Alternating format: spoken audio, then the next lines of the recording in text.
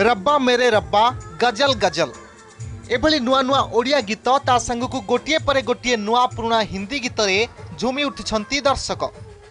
ए हेउची कटकर दशहरा रे मेलोडी बा ऑर्केस्ट्रार रंगीन माहौल रो दृश्य। संध्यारे सहरर विभिन्न पूजा मंडप निकटरे पिलांक ठारू आरंभ करी वयस्क पर्यंत समस्ते मेलोडीर बेस मजा नेउछंती। केवल लोकप्रिय ओडिया गीत नुहे, हिंदी फिल्मर अनेक लोकप्रिय गीतर ताले ताले नाची उठुछंती समस्ते। तेबे कटक दशहरा रे विभिन्न पूजा मंडप निकटरे गीत गाई दर्शकों को आकृष्ट करिपारुथिबारु बेस खुशी अनुभव करुछंती मेलोडी ग्रुपर कलाकार।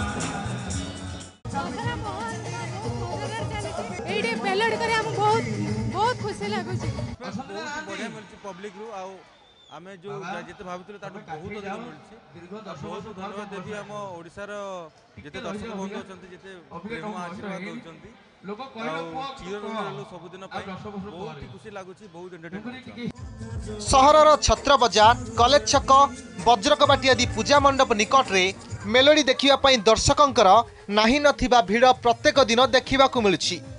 लोकंक दशहरा बुलिबार मजाकू द्विगुणित करुछि ए मेलोडी।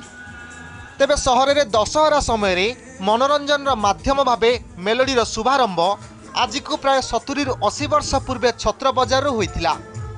से समय रे जणे जणे कलाकार गोटिए लेखाएं पारंपरिक वाद्य आनी बजाउथिले आउ गाउथिले। परे परे परिवर्तन आसिला। ग्रुप गढ़िबा परे ताहा ऑर्केस्ट्रा बा मेलोडी ग्रुप रो रूप नेला।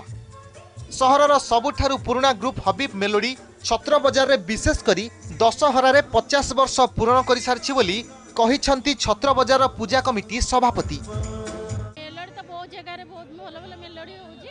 हमें बर्तन एठी अछि कॉलेज छक देखुछु। जण जण को डाकी करी हमें एई पाखरे ए जो मेलोडी टाइप रो इंडिविजुअल डाकी करी जण जण को डाकी कॉन्ट्रैक्ट करी आगे आरंभ करथले। हेतल सब पुराना गीत पुराना ये सब चलीथिला आ तापरे धीरे धीरे सेटा व्यापिला जे फास्ट हबी मेलोडी की आसिला।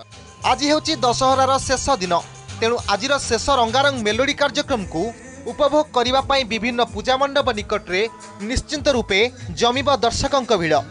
कटकरू सत्यदीप करंक सह अक्षय प्रधान, MBC न्यूज।